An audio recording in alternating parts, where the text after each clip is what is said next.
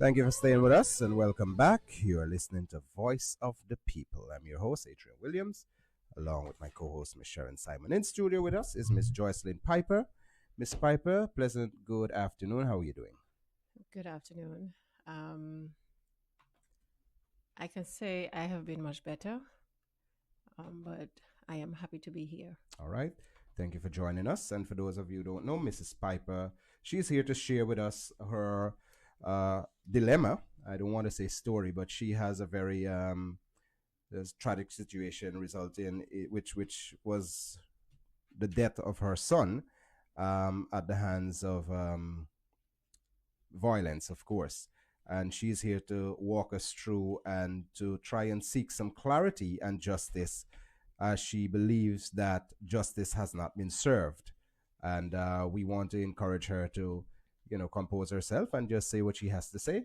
And let's all learn from this situation because it could be any one of us. Again, Mrs. Piper, welcome to the show, and please share with us what is on your mind.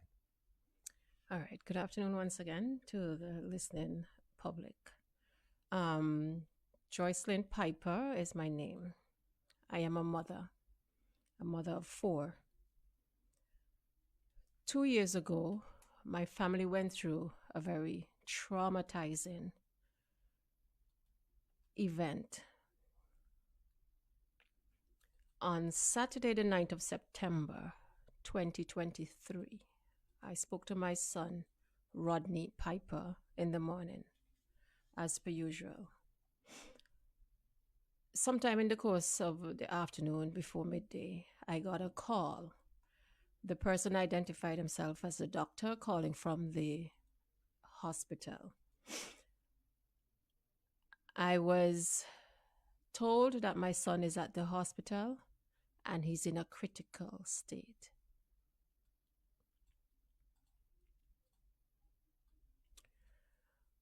We arrived at the hospital, and given my condition and my state, I could not even attempt to see my son. So the family members proceeded. We tried to find out what actually happened that caused him to be in that position. Eventually, we found out that there was an altercation coming out of his phone being stolen. He approached the individuals. Um, he ended up in the hospital. Mrs. Piper, what caused him to end up in the hospital? There was a fight. Um, from all accounts, there were like a 3 or 4 to 1. So naturally, he was outnumbered, and he got hit. He fell. Okay. What's the name of your son, Mrs. Piper? Rodney, Price Piper. They call him Price. Okay. Rodney Price. And this incident happened when? Saturday, the 9th of September, 2023. 2023, 2 years ago. Okay. Was there an investigation and inquest into this matter? While we were at the hospital, naturally he was in a coma. A police came. I can't remember the gentleman's name because, of course, at that point, nothing was retaining. But a police did came to the hospital and indicated to us that there will be an investigation, but they are waiting until he comes out of the coma to ask him some questions. He never made it out of the coma. Take your time. On Sunday, the 17th of September, I got a call from the hospital to gather up my relatives and friends and to proceed to the hospital ASAP. We did. When I got there, I got WhatsApp messages. Persons were asking me if it's true if Rodney passed because there was a post that somebody had submitted to on J Truth Live.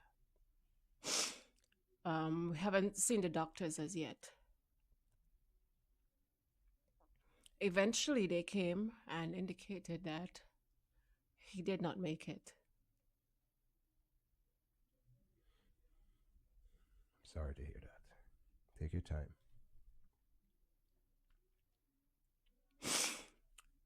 The first inspector, I think is Inspector Horn,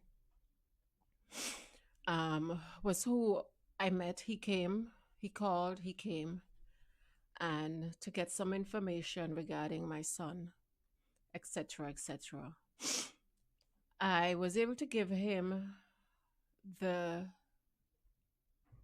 the box that the phone was purchased in, because the phone was purchased, I think it was the Thursday, and was stolen this Saturday. So I still had the box and everything there. I took up from his room. Um, Following that, you know, investigations were done, etc., etc. We had an inquest at Barnes Funeral Home, September 22nd, 2023. I think I remember these dates. Followed by the autopsy. I think it was in October. That date I can't remember. Okay. What was the conclusion of the inquest? The inquest at Barnes was very short.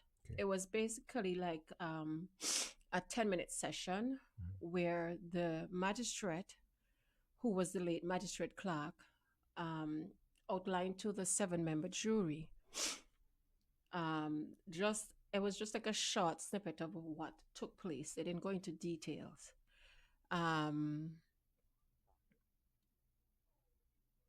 But then a coroner's inquest would have been the next step. So the one at Barnes was very short, just basically like an introduction kind of thing. The coroner's inquest started on January 16th at the magistrate court. Same 7-member jury, same magistrate. I remember asking the police if the family needed a lawyer's representative, and they said no. You know, the police is the prosecuting team. The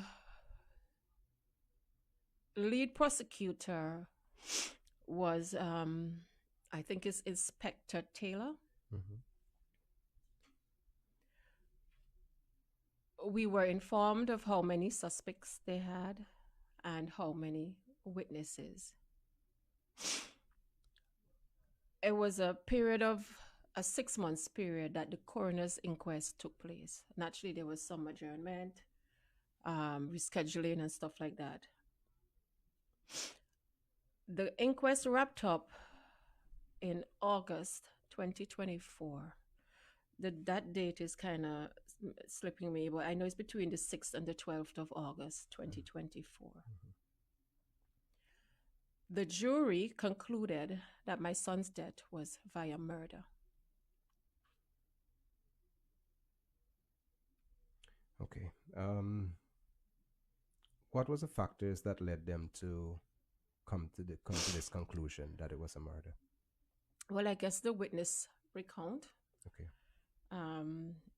To be honest with you, I was present for every single call-in, but a lot didn't register in terms of what they were saying. Most of the time I had to go outside because it's like reliving every time what led to my son's death. So I some of the time I sat it out outside, just not to have to hear it over and over again. Okay. But I know they did rule it was a murder. Okay. They identified the suspect responsible for my son's death. I approached the prosecutor. It wasn't Taylor at the time. I think they said Taylor was ill, so there was another representative, another police officer. I can't remember his name. And I asked him what would be the next step. He indicated to me that, first off, my son's file would be updated. I guess updated to me in that his death would be recorded as a murder. I have never seen or heard anything in the news with reference to that. I don't know how it works.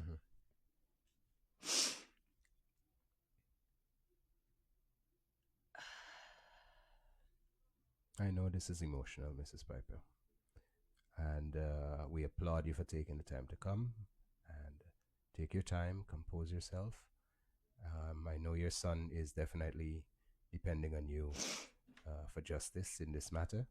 And so we pray that you get the strength to continue. He also indicated to me that now that the coroner's inquest is completed, arrest would be made and charges brought to the individual. Several months later, I have yet to hear anything, see anything in the news relating to that. So I reached out to one of the prosecuting team members who briefly outlined the process to me. Okay, before you go on, Mrs. Piper, so you're saying that a trial was done, the case was tried. Well, it's a coroner's inquest. Coroner's inquest. Yeah. Okay. So the jury, they had a chance to see the accused in this matter. No, They the did not. accused weren't there. Okay. It was selective, and not all of the witnesses took the stand. They were like selective witnesses. Okay. But if I understand the system correctly, this wasn't the trial itself. It was a way of proving that they have just cause to arrest somebody and charge them for murder. Okay. That's my understanding. So it never went to trial. Not yet. Okay. 2 years later. Right. Okay. So moving forward again, several months later, still no communication from nobody. I proceeded to make calls. I visited the police headquarters trying to get a hold of either the commissioner, well, the then commissioner, or Mr. Taylor, because I was told my first point of contact should be the prosecuting team. To no avail. I contacted the commissioners, let me say again, the then commissioner's office several times. I was promised a call back, never got one. On November 22nd, I was at the High Court dealing with another matter, and I ran into Inspector Taylor.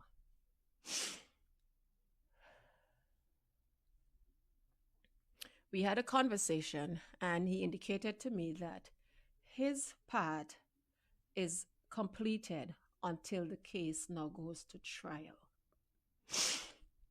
I'm just trying to remember because I want to make sure what I'm saying is the correct information I receive.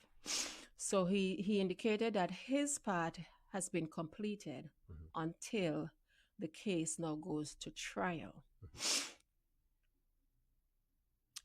There was still no arrest, no charges brought. So since the coroner's inquest ended in August, there was nothing done. It was then that he indicated to me that it was the magistrate's responsibility to get my son's file to the DPP's desk. Magistrate Clark apparently